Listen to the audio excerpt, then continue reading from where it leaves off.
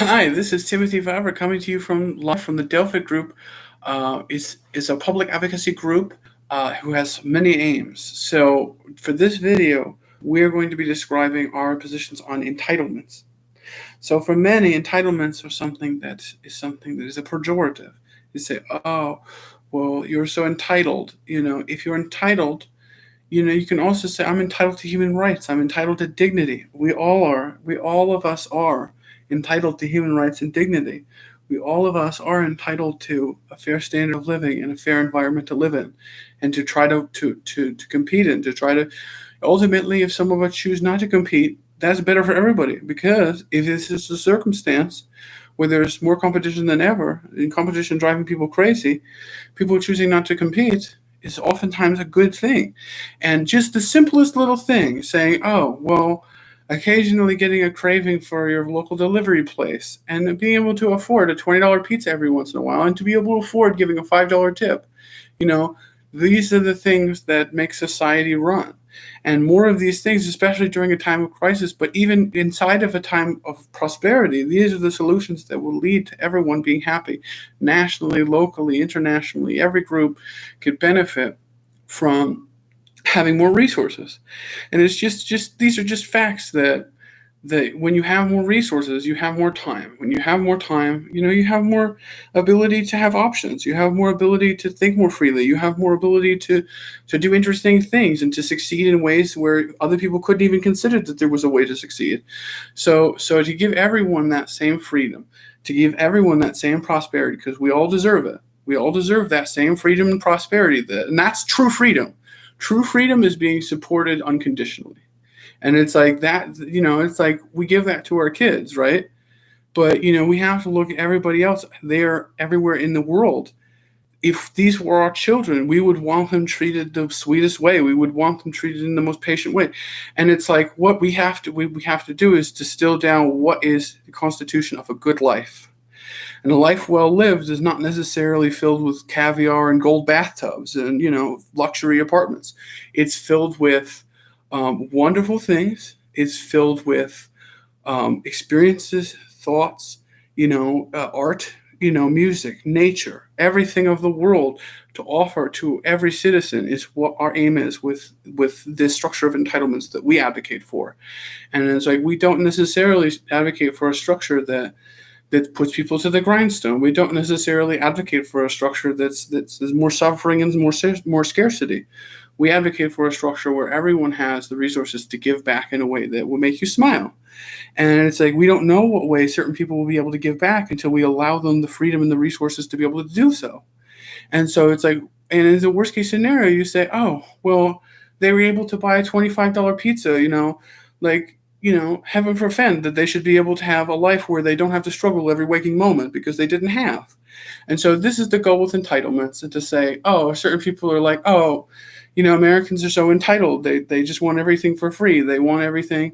And it's like, some of the projects we have going on, like we're working on with the DDI, the Delphic Device Initiative, is Project Providence. And Project Providence is all about, when it's the inverse of surge pricing. So this is oftentimes already going on in Europe, and there are applications that people use, and we're advocating for a broadening of these structures and broadening of this thing where it's like, oh, well, when there's a lack of demand, you lower your prices, and then some people will only be able to afford to buy when they have a lower price. So and it's like, and some people will buy more. And it's like, it's easier to do when the cost of providing things is easier. And it's like more and more cost of providing things can fall.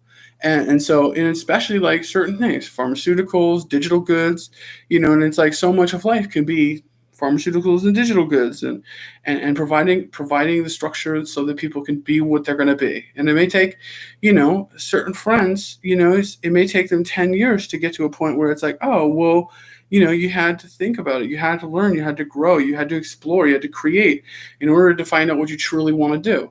So I feel like, it's not a prod as much as it is a nudge. And, like certain people have been doing this with behavioral economics, Thaler and the like, where they have incentives and to give people incentives to do the right things. But okay, so this is the core of this, especially during this time of crisis, especially during this time of change.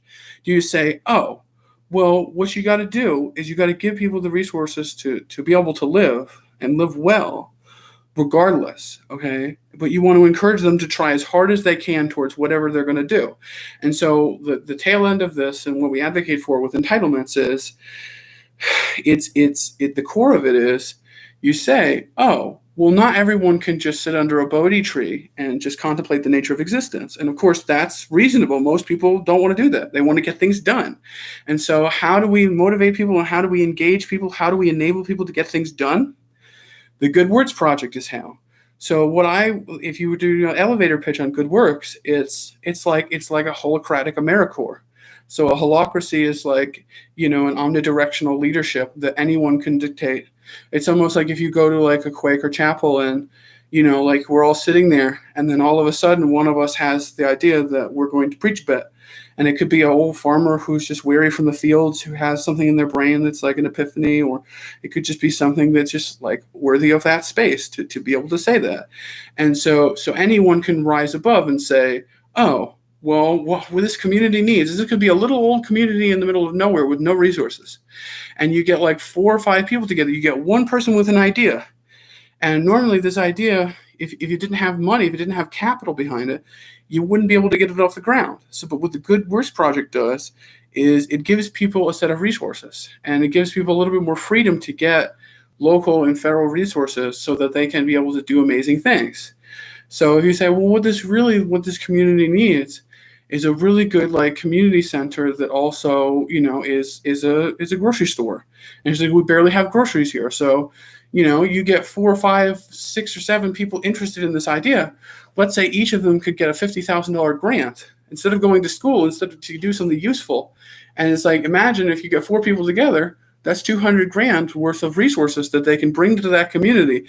And they're putting their might behind it. They're putting their resources and most importantly, their time and effort behind it. So people who are motivated to do that without the capital, this is the government giving them the capital. It's a lot like what Richard Wolff is doing he's advocating for, and this is already, again, happening in Europe, where you have business, and it could be like a coffee shop that's a chain coffee shop, and it could be a Rocket Coffee. I'm just making this name up. It could exist. And it's got 3 or 4 locations. And so it's about to do an IPO.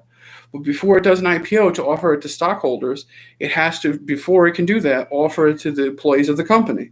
And the employees of the company can collectively make a decision to say, no, instead of an IPO, we want to buy this company so it can be an employee-owned company. And in that circumstance, in this new structure that Richard Wolff is advocating for, which I think is pretty nifty and Europe is adopting, is that the government loans them money to make that purchase of that business, so it can be an employee-owned business.